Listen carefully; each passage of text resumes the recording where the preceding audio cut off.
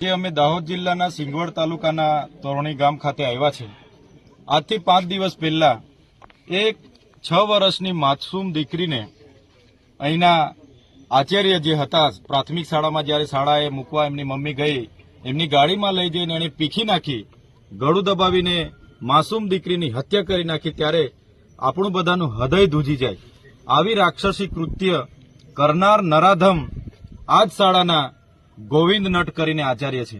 ત્યારે શિક્ષણ જગતનું માથું નમી જાય એવું કૃત્ય એમણે જ્યારે કર્યું છે, ત્યારે અમે આ પરિવારની જે દીકરી અમારી આ વચ્ચે નથી રમતી, હરતી રમતી દીકરી આજે નથી, ત્યારે એમની આત્માને પ્રકૃતિ શાંતિ આપે, સાથે પરિવાર પર જે દુઃખ આવી પડ્યું છે ત્યારે પરિવારને સાંત્વના આપવા માટે અમે આવ્યા છે।